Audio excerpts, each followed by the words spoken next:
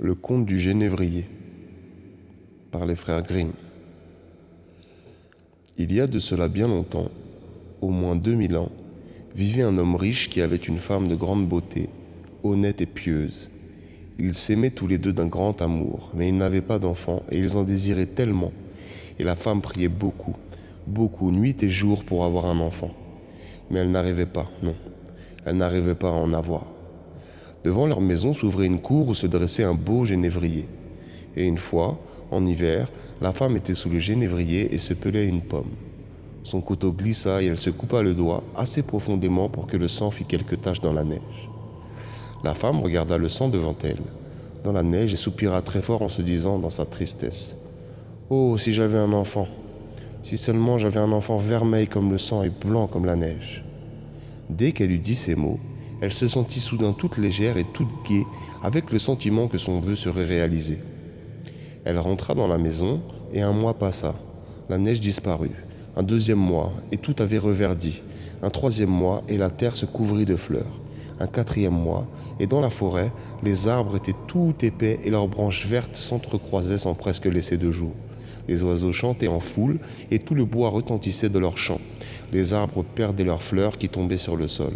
Le cinquième mois passé, elle était un jour sous le genévrier, et cela sentait si bon que son cœur déborda de joie et qu'elle en tomba à genoux, tant elle se sentait heureuse. Puis le sixième mois s'écoula, et les fruits se gonflèrent, gros et forts, et la femme devint toute silencieuse. Le septième mois passé, elle cueillit les baies du genévrier et les mangea toutes avec avidité, et elle devint triste et malade. Au bout du huitième mois, elle appela son mari et lui dit en pleurant: « Quand je mourrai, enterre-moi sous le genévrier. » Elle en éprouva une immense consolation, se sentit à nouveau pleine de confiance et heureuse jusqu'à la fin du neuvième mois. Alors, elle mit au monde un garçon blanc comme la neige et vermeil comme le sang, et lorsqu'elle le vit, elle en fut tellement heureuse qu'elle en mourut. Son mari l'enterra alors sous le genévrier et la pleura tant et tant. Il ne faisait que la pleurer tout le temps. Mais un jour vint qu'il commença à la pleurer moins fort et moins souvent. Puis il ne la pleura plus que quelques fois de temps à autre, puis il cessa de la pleurer tout à fait. Un peu de temps passa encore, maintenant qu'il ne la pleurait plus, et ensuite il prit une autre femme. De cette seconde épouse, il eut une fille, et c'était un garçon qu'il avait de sa première femme, un garçon vermeil comme le sang et blanc comme la neige. La mère, chaque fois qu'elle regardait sa fille, l'aimait beaucoup, beaucoup. Mais si elle regardait le petit garçon, cela lui écorchait le cœur de le voir. Il lui semblait qu'il empêchait tout, qu'il était toujours là en travers, qu'elle l'avait dans les jambes continuellement, et elle se demandait comment faire pour que toute la fortune revînt à sa fille. Elle y réfléchissait, poussée par le malin, et elle se prit à détester le petit garçon qu'elle n'arrêtait pas de chasser d'un coin à l'autre, le frappant ici, le pinçant là, le maltraitant sans cesse, de telle sorte que le pauvre petit ne vivait plus que dans la crainte. Quand il revenait de l'école, il n'avait plus un instant de tranquillité. Un jour, la femme était dans la chambre du haut, et la petite fille monta la rejoindre en lui disant: « Mère, donne-moi une pomme. »« Oui, mon enfant, » lui dit sa mère, en lui choisissant dans le bahut la plus belle pomme qu'elle put trouver. Ce bahut, où l'on mettait les pommes, avait un couvercle épais et pesant, muni d'une serrure tranchante en fer. « Mère, » dit la petite fille, « est-ce que mon frère n'en aura pas une aussi ?» La mère en fut agacée, mais elle répondit quand même: « Bien sûr, quand il rentrera de l'école. » Mais quand elle vit qu'il revenait, en regardant par la fenêtre, ce fut vraiment comme si le malin l'avait possédé. Elle reprit la pomme qu'elle avait donnée à sa fille en lui disant: « Tu ne dois pas la voir avant ton frère. » Et elle la remit dans le bahut, dont elle referma le pesant couvercle. Et lorsque le petit garçon fut arrivé en haut, le malin lui inspira son accueil aimable et ses paroles gentilles. « Veux-tu une pomme, mon fils ?» Mais ses regards démentaient ses paroles, car elle fixait sur lui des yeux féroces, si féroces que le petit garçon lui dit: « Mère, tu as l'air si terrible, tu me fais peur. »« Oui, je voudrais bien une pomme. » Sentant qu'il lui fallait insister, elle lui dit: « Viens avec moi. » Et l'amenant devant le gros bahut, elle ouvrit le pesant couvercle et lui dit: « Tiens, prends toi-même la pomme que tu voudras. » Le petit garçon se pencha pour prendre la pomme, et alors le diable la poussa, et boum! Elle rabattit le lourd couvercle avec une telle force que la tête de l'enfant fut coupée et roula au milieu des pommes rouges. Alors elle fut prise de terreur, mais alors seulement, et pensa: « Ah, si je pouvais éloigner de moi ce que j'ai fait !» Elle courut dans une autre pièce, ouvrit une commode pour y prendre un foulard blanc, puis elle revint au coffre, replaça la tête sur son cou, la serra dans les foulards pour qu'on ne puisse rien voir, et assit le garçon sur une chaise, devant la porte. avec une pomme dans la main. La petite Marlène, sa fille, vint la retrouva dans la cuisine et lui dit, tout en tournant une cuillère dans une casserole qu'elle tenait sur le feu: «Oh mère, mon frère est assis devant la porte et il est tout blanc. Il tient une pomme dans sa main, et quand je lui ai demandé s'il voulait me la donner, il ne m'a pas répondu. J'ai peur.» «Retourne-y», dit la mère, «et s'il ne te répond pas, flanque-lui une bonne claque.» La petite Marlène courut à la porte et demanda: «Frère, donne-moi la pomme, tu veux?»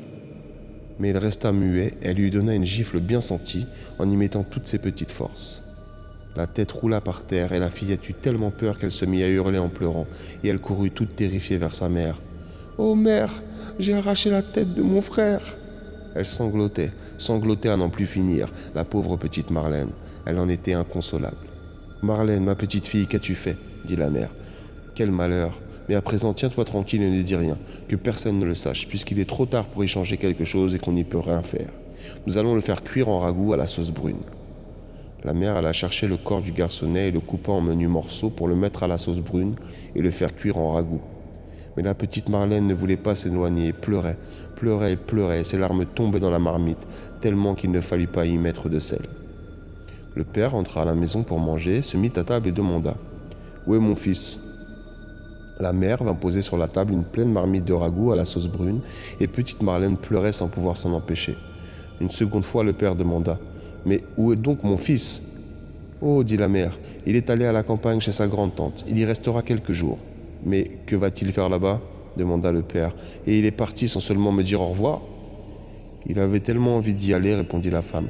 Il m'a demandé s'il pouvait rester 6 semaines et je lui ai permis. Il sera bien là-bas.» «Je me sens tout attristé, dit le père. Ce n'est pas bien qu'il soit parti sans rien me dire.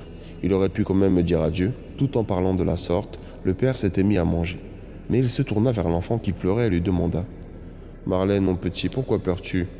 Ton frère va revenir bientôt.» Puis il se tourna vers sa femme. «Ô femme, lui dit-il, quel bon plat tu as fait là. Serre-moi encore.» Elle le resservit, mais plus il en mangeait et plus il en voulait. Donne-m'en plus, je ne veux plus en laisser pour personne. Il me semble que tout est à moi et doit me revenir.» Et il mangea jusqu'à ce qu'il ne restât plus rien, suçant tous les petits os qu'il jetait à mesure sur la table. Mais la petite Marlène se leva et alla chercher dans le tiroir du bas de la commode le plus joli foulard qu'elle avait, un beau foulard de soie. Puis, quand son père eut quitté la table, elle revint ramasser tous les petits os et les osselets qu'elle noua dans son foulard de soie pour les emporter dehors en pleurant à grands sanglots. Elle alla et déposa son petit fardeau dans le gazon, sous le genévrier, et quand elle l'eut mis là, soudain son cœur se sentit tout léger et elle ne pleura plus. Le genévrier se mit à bouger, écartant ses branches et les resserrant ensemble, puis les ouvrant de nouveau et les refermant comme quelqu'un qui manifeste sa joie à grands gestes de main. Puis il y eut soudain comme un brouillard qui descendit de l'arbre jusqu'au sol, et au milieu de ce brouillard, c'était comme du feu. Et de ce feu sortit un oiseau splendide qui s'envola très haut dans les airs en chantant merveilleusement. Lorsque l'oiseau eut disparu dans le ciel, le genévrier redevint comme avant, mais le foulard avec les ossements n'était plus là. La petite Marlène se sentit alors toute légère et heureuse, comme si son frère était vivant. Alors elle rentra toute joyeuse à la maison, se mit à table et mangea. L'oiseau qui s'était envolé si haut redescendit se poser sur la maison d'un orfèvre, et là il se mit à chanter. Ma mère m'a tué, mon père m'a mangé, ma sœurette Marlène a bien pris de la peine. Pour recueillir mes os jetés, dessous la table il est noué, dans son foulard de soie qu'elle a porté sous le genévrier. Kiwit, kiwit, bel oiseau que je suis. L'orfèvre était à son travail dans son atelier, occupé à fabriquer une chaînette d'or, mais lorsqu'il entendit l'oiseau qui chantait sur son toit, cela lui parut si beau qu'il se leva précipitamment, perdit une pantoufle sur son seuil et courut ainsi jusqu'au milieu de la rue, un pied chaussé, l'autre en chaussettes, son grand tablier devant lui, tenant encore dans sa main droite à ses pinces à sertir et dans la gauche la chaînette d'or. Et le soleil brillait clair dans la rue.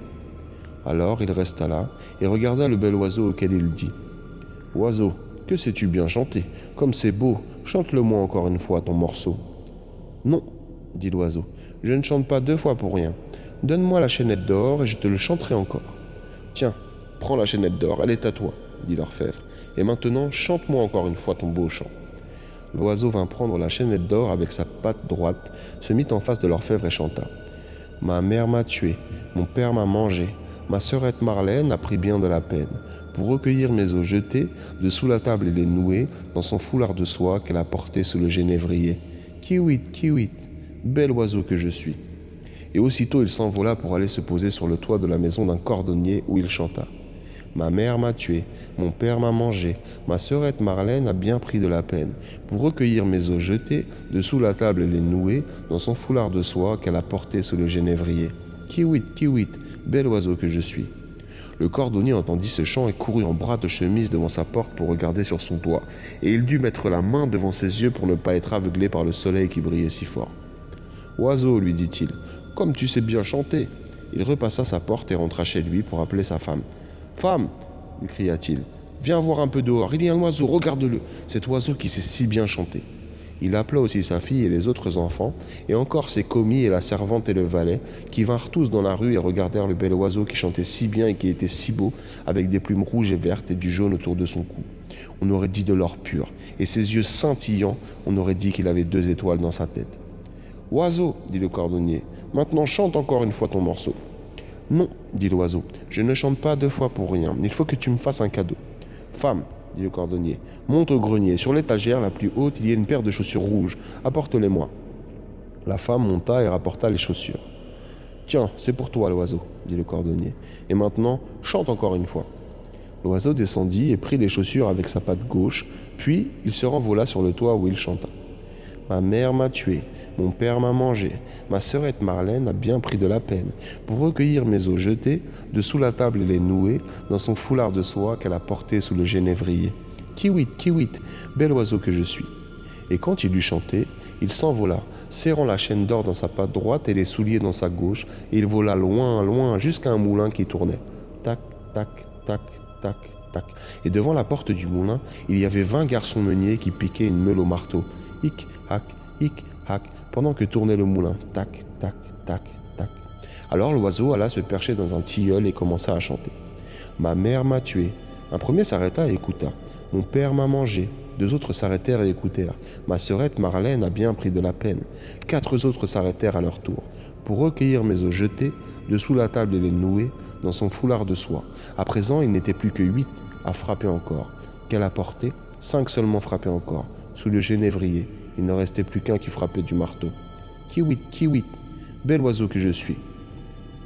Le dernier, à son tour, s'est aussi arrêté et il a même entendu la fin. Oiseau, dit-il, ce que tu chantes bien, fais-moi entendre encore une fois ce que tu as chanté, je n'ai pas entendu. Non, dit l'oiseau, je ne chante pas 2 fois pour rien. Donne-moi la meule et je chanterai encore une fois. Tu l'aurais, bien sûr, si elle était à moi tout seul, répondit le garçon meunier. S'il chante encore une fois, approuvèrent tous les autres, il est juste qu'il l'ait, et il n'a qu'à la prendre. L'oiseau descendit de l'arbre et les 20 garçons meuniers, avec des leviers, soulevèrent la lourde meule. Oh hop, oh hop, oh hop, oh hop. Et l'oiseau passa son cou par le trou du centre, prenant la meule comme un collier avec laquelle il s'envola de nouveau sur son arbre pour chanter. Ma mère m'a tué, mon père m'a mangé, ma sœurette Marlène a bien pris de la peine pour recueillir mes os jetés dessous la table et les nouer dans son foulard de soie qu'elle a porté sous le genévrier. Kiwit, kiwit, bel oiseau que je suis. Dès qu'il eut fini, il déploya ses ailes et s'envola, et il avait la chaînette d'or dans sa serre droite et la paire de souliers dans sa serre gauche, et la meule était autour de son cou. Et il vola loin, loin, très loin, jusqu'à la maison de son père. Le père, la mère et la petite Marlène sont là, assis à table, et le père dit « C'est drôle comme je me sens bien, tout rempli de lumière. »« Oh, pas moi, dit la mère. Je me sens accablé comme s'il allait éclater un gros orage. » Petite Marlène est sur sa chaise, qui pleure sans rien dire. L'oiseau donne ses derniers coups d'aile, et quand il se pose sur le toit de la maison, le père dit « Ah, je me sens tout joyeux, et le soleil est si beau. Il me semble que je vais revoir une vieille connaissance. »« Oh, pas moi, dit la mère. Je me sens oppressé et tout apeuré. J'ai les dents qui claquent, et dans mes veines, on dirait qu'il y a du feu. » Elle se sent si mal qu'elle déchire son corsage pour essayer de respirer et se donner de l'air. Et la petite Marlène, dans son coin, est là, qui pleure, et qui se tient son tablier devant les yeux. Et elle pleure tellement qu'elle a complètement mouillé son assiette. L'oiseau est venu se percher sur le genévrier et il se met à chanter. « Ma mère m'a tué. » Alors la mère se bouche les oreilles et ferme les yeux pour ne rien voir ni entendre. Mais ses oreilles bourdonnent et elle entend comme un terrible tonnerre dedans. Ses yeux la brûlent et elle voit comme des éclairs dedans. Mon père m'a mangé. Oh, mère, dit le père, dehors il y a un splendide oiseau qui chante merveilleusement. Le soleil brille et chauffe magnifiquement. On respire un parfum qui ressemble à de la cannelle. Ma sœurette Marlène a bien pris de la peine La petite Marlène cache sa tête dans ses genoux et pleure de plus en plus. « Je sors, dit le père. Il faut que je voie cet oiseau de tout près. Oh non, n'y va pas, proteste la mère. Il me semble que toute la maison tremble sur sa base et qu'elle s'effondre dans les flammes. L'homme alla dehors néanmoins et regarda l'oiseau. Pour recueillir mes os jetés de sous la table et les nouer dans son foulard de soie qu'elle a porté sous le genévrier. Kiwit, kiwit, bel oiseau que je suis. Aux dernières notes, l'oiseau laissa tomber adroitement la chaîne d'or qui vint juste se mettre autour du cou de l'homme, exactement comme un collier qui lui allait très bien. Regardez, dit l'homme en rentrant, voilà le cadeau que le bel oiseau m'a fait, cette magnifique chaîne d'or, et voyez comme il est beau. Mais la femme, dans son angoisse, s'écroula de tout son long dans la pièce et son bonnet lui tomba de la tête. L'oiseau de nouveau chantait. Ma mère m'a tué. Ah, s'écria la femme, si je ne pouvais être à 1000 pieds sous terre pour ne pas entendre cela. Mon père m'a mangé. La femme retomba sur le dos, blanche comme une morte. Ma sœurette Marlène, chantait l'oiseau, et la petite Marlène s'exclama. Je vais sortir et voir quel cadeau l'oiseau me ferait.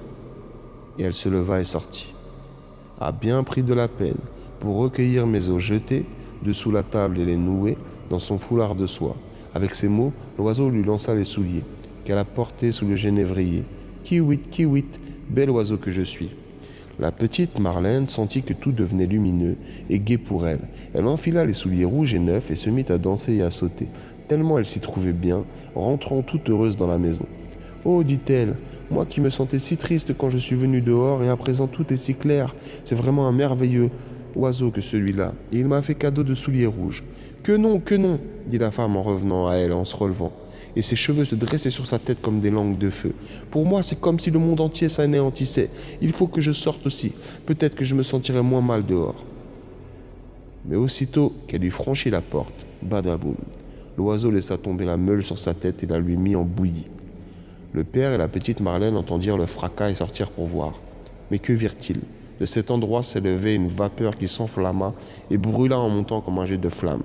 Et quand ce fut parti, le petit frère était là, qui les prit tous les deux par la main. Et tous trois, pleins de joie, rentrèrent dans la maison, se mirent à table et mangèrent.